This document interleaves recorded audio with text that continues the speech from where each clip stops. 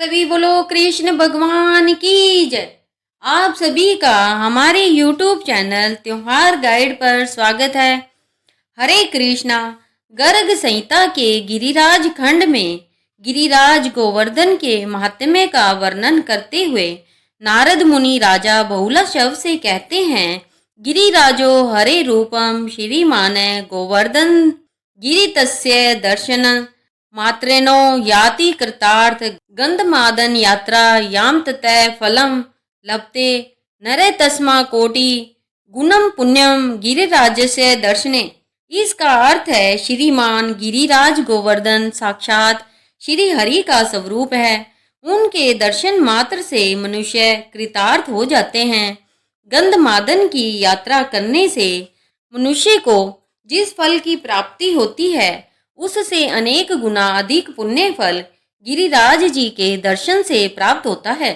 आप सभी को गोवर्धन पूजा की बहुत सारी शुभकामनाएं। आज के दिन भगवान श्री कृष्ण ने गोवर्धन पर्वत को उठाया था और आज से ही गुजराती नव वर्ष का प्रारंभ भी हो रहा है, तो इसलिए आपको गुजराती नव वर्ष की भी बहुत सारी शुभकामनाएं। तो चलिए इस गोवर्धन पूजा के विशेष अवसर पर आज हम श्रवण करते हैं भगवान श्री कृष्ण की एक सुंदर मधुर लीला का, जिसके चलते हम इस गोवर्धन पूजा का उत्सव मनाते हैं। एक समय जब भगवान श्री कृष्ण का आगमन इस धरातल पर होने वाला था, उस समय श्रीमती राधा रानी अत्यंत विफल हो गई। उन्होंने भगवान श्री कृष्ण से कहा कि वे उनके विरह में एक क्षण भी जीवित नहीं रह सकती। तो इसके उत्तर में भगवान श्री कृष्ण ने उन्हें अपने साथ इस धरातल पर अवतरित होने के लिए कहा। लेकिन राधा रानी भगवान से कहती है कि हे प्रभु, जहाँ वृंदावन नहीं, यमुना नदी नहीं और गोवर्धन पर्वत भी नहीं, वहाँ मेरे मन को सुख नहीं मिलता।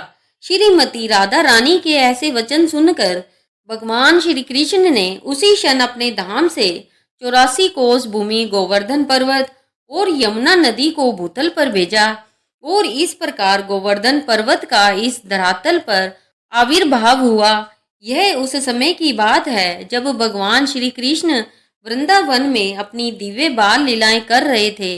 वो दिवाली का अगला दिन था। नंद महाराज और सभी ग्वाल बाल इंद्र यज्ञ की तैयारी में व्यस्त थे। उतने में 7 वर्ष के किशोर कृष्ण अपने भाई बलराम के साथ वहां आ पहुंचे। आकर सीधा ही उन्होंने अपने पिता नंद महाराज से पूछा, पिताजी, ये आप क्या कर रहे हैं? यदि यह कोई यज्ञ की तैयारी हो रही है तो किसके लिए हम यह यज्ञ कर रहे हैं?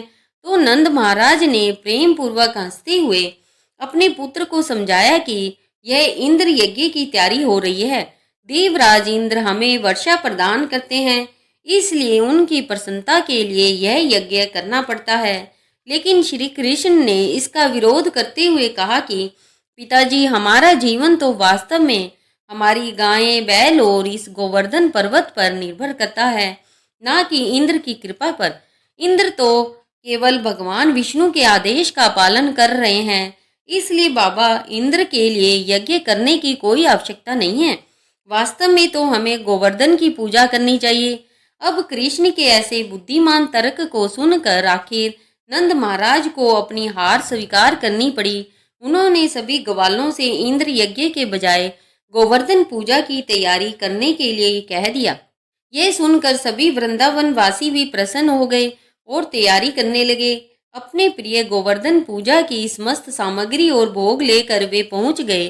गोवर्धन पर्वत की तलहटी में ब्राह्मणों द्वारा वैदिक मंत्रों से विशाल यज्ञ का आयोजन किया गया और सभी ने अत्यंत आदर पूर्वक गोवर्धन पूजा में हिस्सा लिया। गिरिराज गोवर्धन पर्वत को अन्नकूट का भोग लगाया गया और उसके बाद ब्राह्मणों को भर पेट भोजन दिया गया। उन्हें गायें दान में दी गई और फिर सभी को विभिन्न प्रकार का स्वादिष्ट भोजन प्रसाद खिलाया गया। गायों को हरी घास दी गई और उसके बाद सभी ने नए नए वस्त्र और आभूषण धारण किए और अपनी गायों को आगे रखते हुए गोवर्धन पर्वत की परिक्रमा करने लगे। वे सब ढोल, नगाड़े, धुंदू, बियासर वस्त्रों से सजी हुई गोपियां श्री कृष्ण के गुणगान गा रही थी। ब्राह्मण देव मंत्रों का उच्चारण कर रहे थे। इस प्रकार परिक्रमा पूर्ण होने के बाद गोवर्धन पर्वत के रूप में श्री कृष्ण स्वयं प्रकट हुए और उन्होंने कहा, मैं गोवर्धन हूँ, मैं आप सबकी पूजा से अत्यंत प्रसन्न हुआ हूँ। इस प्रकार कहते हुए उन्होंने उनको अर्पित सारी भोजन सामग्री खा ली। सभी ग्वाल, गोपियों और ब्राह्मणों ने गोवर्धन को प्रणाम किया और वे सब अपने अपने घर लौट आए। अब देखिए, ये बात देवराज इंद्र को बिल्कुल अच्छी नहीं लगी। तब उन्होंने देखा कि वृंदावन वासियों ने उनकी पूजा करने के बजाय गोवर्धन पर्वत की पूजा की है, तो उन्हें बड़ा क्रोध आया। उन्हें लगा कि उनका तो अपमान हुआ है। उन्होंने उसी सन अपने सबसे भयंकर प्रलय रूपी बादलों को बुलाया, वृंदावन को भीषण वर्षा द्वारा नष्ट कर देने का आदेश दिया और देवराज का आदेश पाते ही सारे बादल गर्जना करते हुए वृंदावन पर टूट पड़े। चारों ओर भयंकर वर्षा होने लगी। वायुदेव के सैनिकों ने तूफान मचा दिया। बड़े बड़े ओलों के साथ खंभों जैसी मोटी बूंदों की वर्षा करने लगे। कुछ ही समय में संपूर्ण वृंदावन में बाढ़ आ गई। गायों ने अपने बछड़ों को अपने नीचे छिपा लिया। लोगों के घर बिखर गए और बिजली और वर्षा से बचने के लिए वे इधर उधर भागने लगे। ऐसी अवस्था में उन सभी ने भगवान श्री कृष्ण का आश्रय लेते हुए कहा, हे कृष्ण, आप भक्त वत्सल है, इंद्र के क्रोध से कृपया हमारी और इन गायों की रक्षा करें। तब भगवान श्री कृष्ण ने देखा कि इस अभिमानी इंद्र के कारण सभी वृंदावन वासियों को कष्ट मिल रहा है, तो उन्होंने कहा, हे वृंदावन वासियों, अब भय ना करें। जिस गोवर्धन पर्वत की आपने पूजा की है वही आपकी रक्षा करेंगे। इसलिए अपने परिवार और गायों के साथ आइए, मेरे साथ, हम उनकी शरण में जाते हैं। इतना कहकर श्री कृष्ण सभी वृंदावन वासियों के साथ गोवर्धन के पास पहुंच गए।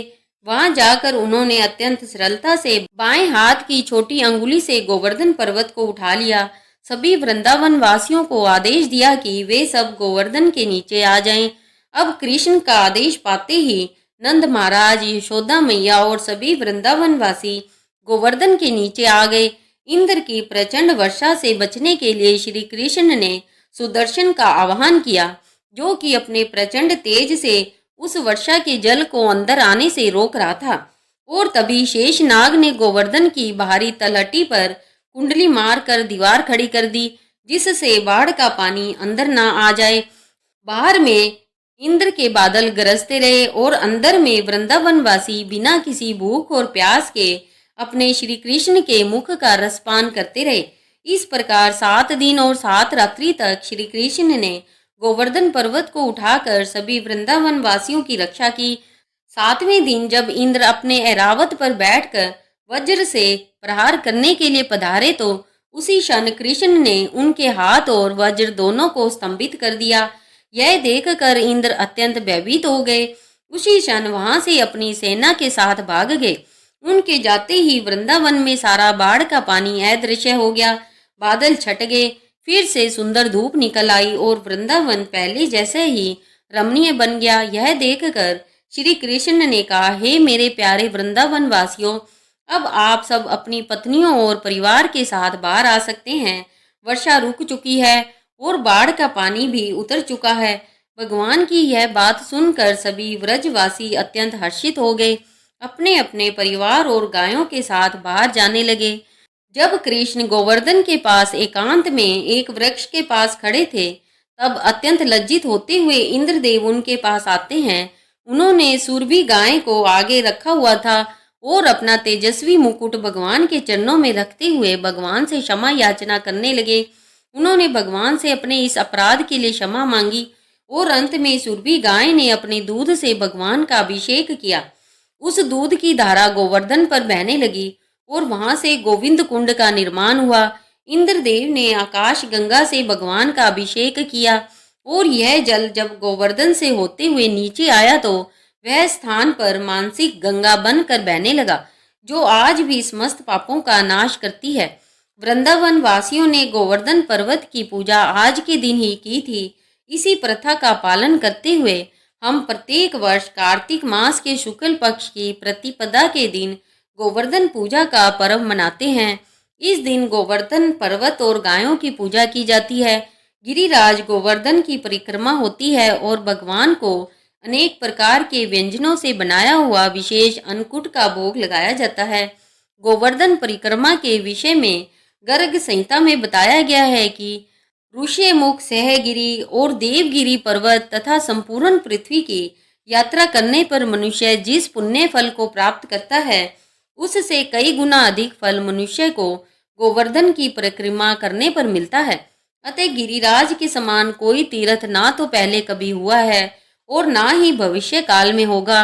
और यह कथन गर्ग संहिता में स्वयं नारद मुनि कहते हैं।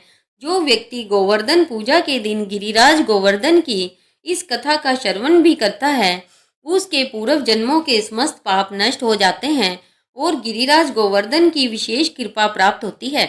इसलिए आज के दिन गोवर्धन पूजा करने के बाद इस कथा का श्रवण अवश्य करना चाहिए। अगर आपको यह कथा अच्छी लगी है तो इसे आपके परिवार और मित्रों को भी शेयर कीजिए, ताकि आज के दिन इस कथा का श्रवण का पुण्य फल उन्हें भी प्राप्त हो सके। और इस वीडियो को लाइक जरूर कीजिएगा।